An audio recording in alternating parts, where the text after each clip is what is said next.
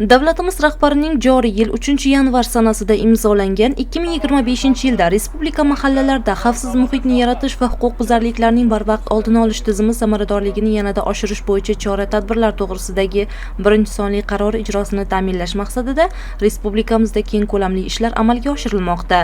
Qaror ijrosini ta'minlash hamda respublika hududida xavfsiz muhitni yaratish, jamoat tartibini saqlash, xavfsizlikni ta'minlash va kriminogin vaziyatni barqarorlashtirish borasida hamkorlik amalga oshirilishi lozim bo'lgan chora-tadbirlarni samarali tashkil etish maqsadida Qoraqalpog'iston Respublikasi Ichki ishlar vazirligi tomonidan joriy yilning 15-aprelidan 15-mayiga qadar xavfsiz va sog'lom yurt keng qamrovli profilaktik tadbiri joriy qilinib, Amudaryo tumanida ham bu borada samarali ishlar amalga oshirilmoqda.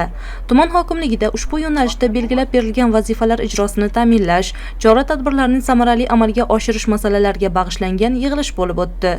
Unda tuman hokimi Sobir Xo'jametov, hokim o'rinbosarlari, huquqni muhofaza qiluvchi organlar mas'ullari, tegishli tashkilotlar rahbarlari ishtirok etdi. Tadbirda tuman hokimi Sobir Xo'jametov so'zga chiqib, tumanni jinoyat va huquqbuzarliklardan xoli hududga aylantirish borasida oldinda turgan ustuvor vazifalar xususida so'z yuritdi. Shuningdek, tuman prokuraturasi va ichki ishlar bo'limi mas'ullari so'zga chiqib, xavfsiz va sog'lom yurt profilaktik tadbirlarini tashkil etish yuzasidan belgilab berilgan vazifalar xususida to'xtaldilar. Xususan, hududlarda tozalash, antiterror, oriyat, tig', qora dori, tong maxsus profilaktik tadbirlarni o'tkazish, giyohvandlik, psixotrop va kuchli ta'sir qiluvchi moddalarning noqonuniy muomalasiga chek qo'yish maqsadida reyd tadbirlari tashkil etilib, ko'cha bezorligi va guruh tashkil qilishga yoki guruhning a'zosi bo'lishga moyil hamda yetakchilikka intiluvchan yoshlar bilan kuchaytirilgan profilaktik ishlarni olib borish, noqonuniy ravishda jangovar o'qotar va ov qurollarini saqlayotgan shaxslarni aniqlash hamda qonuniy choralar ko'rish kabi ishlar amalga oshirilmoqda.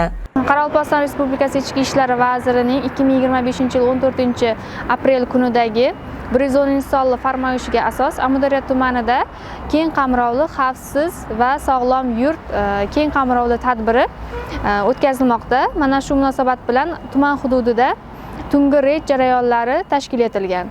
Tungi reyd jarayonlarida fuqarolar ko'p keladigan ovqatlanish shoxobchalarida va odam gavjum bo'ladigan joylarda har bir fuqarolar bilan profilaktik suhbatlar o'tkazilmoqda. Profilaktik suhbat jarayonida fuqarolarga o'z shaxsiy buyumlariga ehtiyot bo'lishlari hamda tungi paytlari bemaqsad ko'chada yurmasliklari tushuntirib o'tilmoqda. Bundan tashqari har bir hududlarga borib viktimologik profilaktik tadbirlar ham o'tkazilmoqda. Shuning bilan Qoraqalpog'iston Respublikasi Ichki ishlar vazirining farmoyishiga asos Amudaryo tumani hududida xotin-qizlar o'rtasida o'g'irlik jinoyatining oldini olish bo'yicha ham keng qamrovli tadbir bo'lyapti. Mana shu tadbir jarayonida tumanimizning Gulzor mahallasida ham fuqarolarga o'g'irlik jinoyatining qurboni bo'lib qolishining oldini olish bo'yicha ham tushuntirish ishlari olib borilmoqda. Profilaktika oyligi doirasida ko'ngilochar joylarning, xususan tungi klublar, saunalar, spa salonlar, sog'lomlashtirish markazlarining ro'yxatlarini yangilash va ularda qonunchilikda belgilangan tartibda tungi reydlar o'tkazish, yo'l harakati xavfsizligini ta'minlash maqsadida reydlar tashkil etish, mavjud yo'l patrul xizmati maskanlari, blok va to'siq postlariga hududiy ichki ishlar organlarining sohaviy xizmatlari xodimlarini biriktirish, kriminogin vaziyati og'ir hamda qo'shni respublikalar bilan chegara hududlarda markazga boruvchi asosiy yo'llarda sayyor patrul guruhlarining faoliyatini jadallashtirish kabi chora-tadbirlarni amalga oshirish ko'zda tutilgan. Ushbu vazifalarni samarali amalga oshirish yuzasidan tezkor profilaktik tadbirlar tumanimizning barcha hududlarida tizimli tarzda tashkil etilmoqda. Tumanning markaziy avtomobil yo'llarida yo'l transport hodisalarining oldini olish yuzasidan reyd tadbirlari tashkil etilmoqda. Qolaversa, tuman huquqni muhofaza qiluvchi organlar mas'ullari mahalla yettiliklari bilan hamkorlikda Gulzor mahallasi hududidagi ko'p xonadonli uylarda yashovchi aholi bilan o'g'irlik, firibgarlik, tovlamachilik kabi jinoyat va huquqbuzarliklarning oldini olish borasida tushuntirish ishlarini olib bordilar. Shuningdek, mahalla hududidagi umumiy ovqatlanish shoxobchalari, kafe va restoranlar mas'ullari bilan suhbatlar o'tkazilib, xavfsizlikni ta'minlash maqsadida kuzatuv kameralari o'rnatish tavsiya qilinmoqda. Bu boradagi ishlar tumanimizning barcha mahallalarida davom etmoqda. Prezidentimizning 2025-yil 1-yanvardagi 3-yanvardagi 1-sonli farmoyishidan asosan shu mahallamizda jinoyatchilikning barvaqt oldini olish bo'yicha kecha kunduz shu fuqarolarga tushuntirish va profilaktik ishlarni olib bormoqdamiz. Bizning Gulzor mahalla hududida ko'p qavatli 11 ta ko'p qavatli xonadonlar joylashgan. Bu mahallada har bir xonadonga kirib viktimologik profilaktikasini oldini olish bo'yicha fuqarolarga tushuntirish ishlari olib bormoqdamiz. Bu viktimologik profilaktika deganda har qanday masalan buyumlarni, veliklarini ochiq holda, qulflanmagan holda tashlab ketish bo'yicha tushuntirish ishlari olib borib, podyezdlarni qulflar, eshiklarga qulflar o'rnatish bo'yicha tushuntirishlar olib borib, o'z o'rnida olib bormoqdamiz tushuntirib. Bizning Gulzor mahalla fuqarolar yig'ini hududida joylashgan 4 ta to'yxonalar joylashgan. Bu yerda ham tumanimizdagi hamma mahallalardan fuqarolar keladi, shu yerda spirtli ichimlik iste'mol qiladi. Mashinalarni ochiq holatda tashlab ketgan holatlari uchrab turibdi. Shu sababli men fuqarolarimizga murojaat qilar edim. O'zining narsalarini, buyumlarini, mashinalarni, oynalarni qulflab ketishga chaqirib qo'ygan bo'lar edim. Bizning mahallamizda spirtli ichimlikka ruju qo'ygan fuqarolarimizni hozirgi kunda Nukus tumanidagi narkolog dispanseriga joylashtirish choralarini ko'rib, hozirgi kunda 2 ta fuqarolarni joylashtirib keldik. Spirtli ichimlikka ruju qo'ygan fuqarolar davolanmoqda bu yoqda.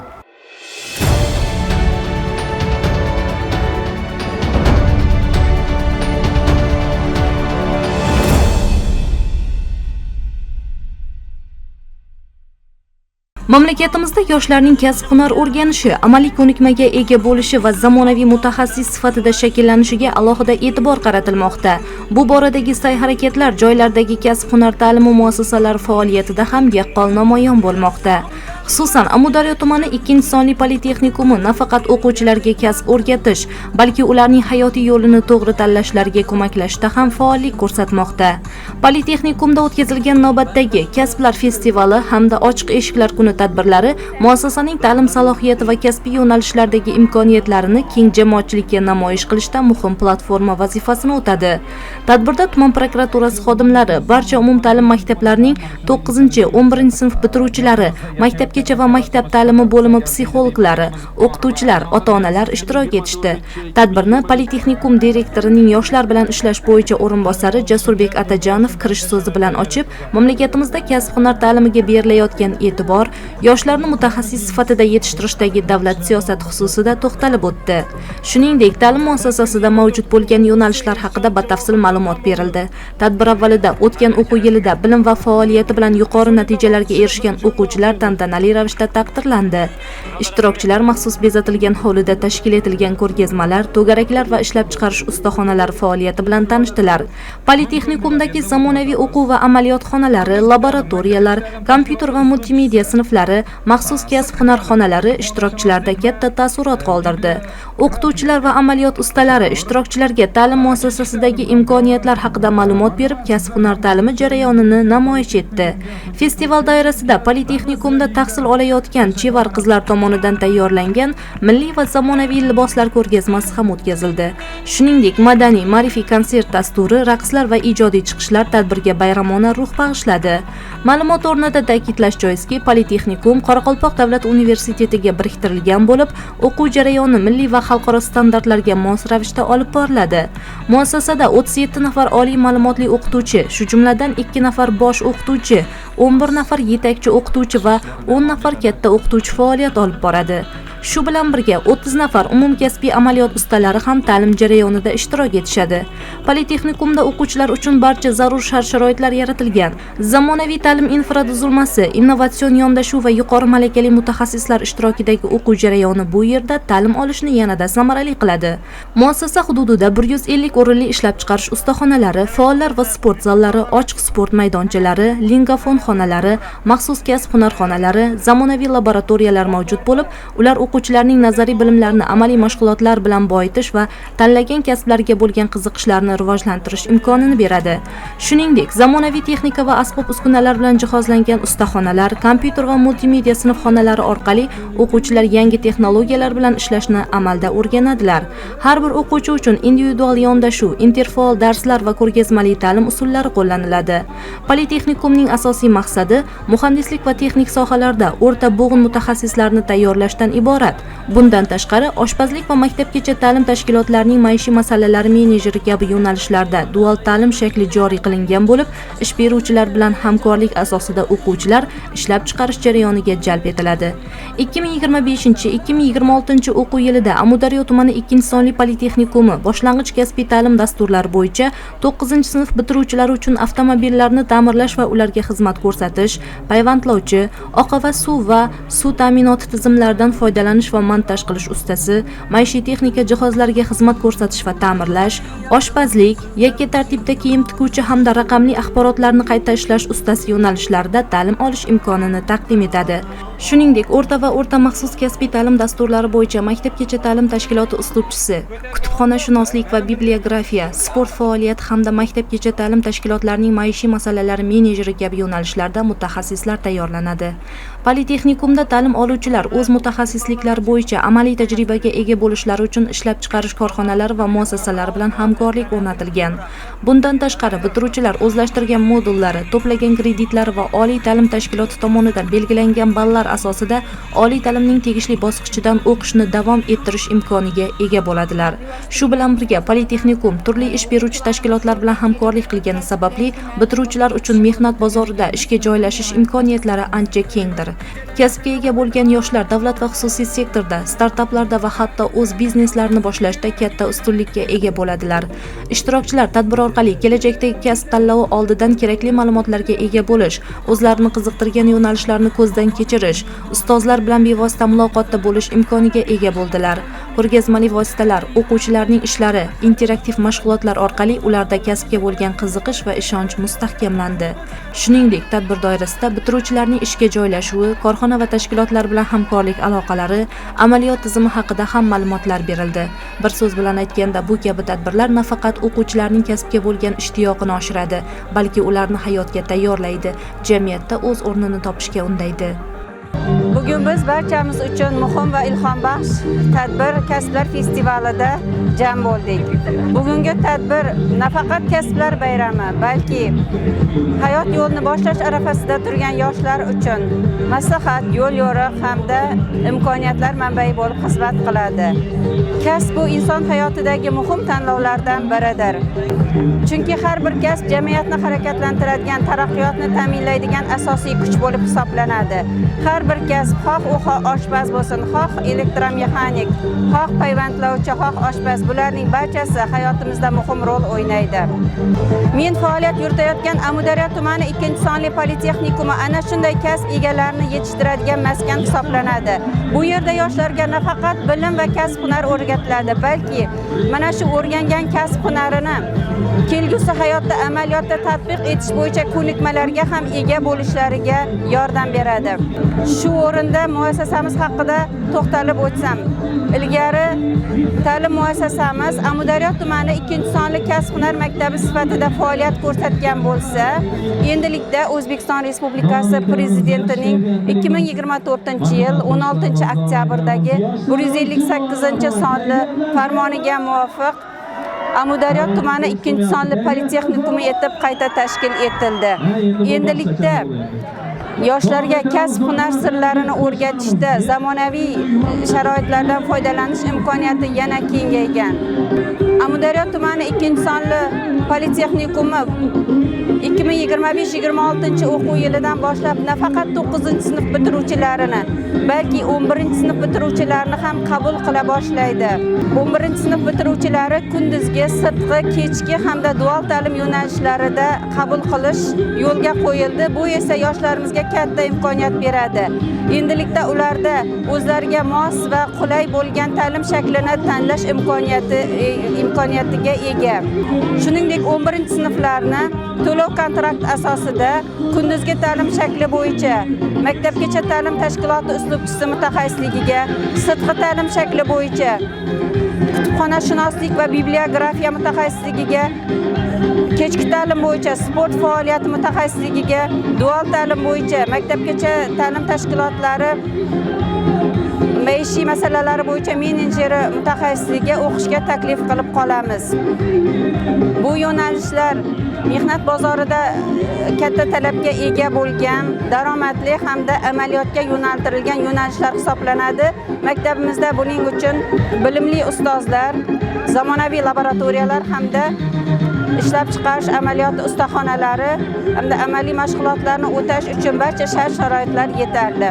Xulosa o'rnida shuni aytishim kerakki, maktab ostonasini tugatayotgan yoshlar o'z kelajagi haqida o'ylaydi. Bu jarayonda jamoamiz bilan birga ularga to'g'ri yo'l ko'rsatishga harakat qilamiz. Politexnikumda o'qish bu nafaqat hunarga ega bo'lish degani, balki mustaqil hayot sari qo'yilgan muhim qadamdir.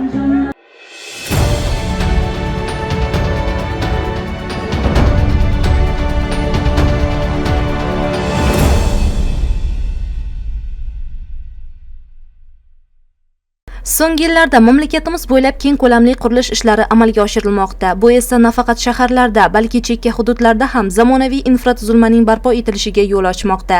Yangi maktablar, bog'chalar, tibbiyot muassasalari, ko'p qavatli uylar, yo'llar va ko'priklar bunyod etilayotgani aholining hayot sifatini oshirishga xizmat qilmoqda. Qurilish ishlari zamonaviy texnologiyalar asosida olib borilib, ekologik xavfsizlik va energiya tejamkorligi masalalariga alohida e'tibor qaratilmoqda. Qurilish sohasida olib borilayotgan keng ko'lamli islohotlar natijasida Amudaryo tumanining Mang'it shahri yangicha zamonaviy qiyofa kasb etmoqda. Qishloqlarda aholi turmushi kun sayin farovonlashib bormoqda. Bunyodkorlik ishlari natijasida ijtimoiy infratuzilma tobora yaxshilanib, ta'lim, tibbiyot, uy-joy qurilishi borasida aholining ehtiyojlari qondirilmoqda. Ayni kunlarda O'zbekiston Respublikasi Prezidentining yangi O'zbekiston massivlarini qurish va hududlarning ijtimoiy-iqtisodiy rivojlanishini ta'minlash chora-tadbirlari to'g'risidagi farmoni asosida tumanning Do'stlik mahallasi hududida yangi O'zbekiston massividagi ko'p xonadonli uy-joylarning qurilish ishlari qizg'in pallaga kirgan. Yangi O'zbekiston massivida har biri 5 qavatli bo'lgan 8 ta ko'p qavatli uylar qurilishi rejalashtirilgan bo'lib, har biri 30-35 ta xonadonga mo'ljallangan turar joylar qurilishida tumandagi 8 ta qurilish tashkilotlari quruvchilari faoliyat olib borishmoqda. Shuningdek, davlatimiz rahbarining Islom taraqqiyot banki va APEC xalqaro taraqqiyot jamg'armasi ishtirokida qishloq joylarini barqaror rivojlantirish loyihasini amalga oshirish chora-tadbirlari to'g'risidagi qaror ham yangi qurilish va bunyodkorlik ishlariga asos bo'lmoqda. Qishloq aholi punktlarining me'moriy qiyofasini tubdan yangilash, hududlarni kompleks rivojlantirish, yo'l transport infratuzilmasi, muhandislik kommunikatsiya tarmoqlari va ijtimoiy soha obyektlarini barpo etish orqali aholining turmush madaniyatini yuksaltirish maqsadida ilgari surilgan mazkur loyiha asosida Qoraqalpog'iston Respublikasi, Buxoro, Navoiy va Xorazm viloyatlarining 20 ta tumanida 170 ta mahallalarda, shundan 40 ta markaziy, 130 ta yondosh mahallalarda bunyodkorlik ishlari amalga oshirilishi belgilangan. Qaror asosida Amudaryo tumanida Islom taraqqiyot banki va APEC xalqaro taraqqiyot jamg'armasi mablag'lari hisobidan 7 ta ijtimoiy soha obyektlari qad rostlamoqda. Ular 4 ta pudratchi tashkilotlar tomonidan barpo etilmoqda. Xususan, Zamin qurilish transservis mas'uliyati cheklangan jamiyati tomonidan Farovon mahallasi hududida 90 o'rinli, Olmazor mahallasi, Birdamlik va Yangibog' ko'chalari tutashgan hududda 120 o'rinli, Arnabo'yi mahallasi, Pokizalik ko'chasida 150 o'rinli yangi zamonaviy shart-sharoitlarga ega maktabgacha ta'lim tashkilotlari qurilishi jadal sur'atlarda davom etmoqda. Shuningdek, Do'stlik mahallasining Chamanzor ko'chasida 240 o'rinli yangi maktabgacha ta'lim tashkiloti binosi, Xorazm ta'mirlash mas'uliyati cheklangan jamiyati, O'rtaqala ovulida mahalla majmui va Toshyob ovuli hududidagi qishloq vrachlik punkti binolari esa Bakin qurilish montaj va Buxrem Stalstroy mas'uliyati cheklangan jamiyati tomonidan qurilishi belgilangan. Qolaversa, Toshyob ovuli hududida kuniga 50 tashrifga mo'ljallangan yangi qishloq vrachlik punkti qurilishi Sho'raxon qurilish montaj ta'minlash mas'uliyati cheklangan jamiyati tomonidan amalga oshirilmoqda. Ayni paytda loyiha doirasida ijtimoiy soha obyektlarida qurilish ishlari jadal sur'atlarda davom etmoqda. Ta'kidlash joizki, bunday ulkan bunyodkorlik ishlarining markazida inson qadri, aholining ehtiyoj va manfaatlari turadi. Har bir qurilayotgan obyekt, barpo etilayotgan infratuzilma aholi uchun qulaylik, farovon turmush sharoitlarini yaratishga qaratilganligi bilan ahamiyatlidir.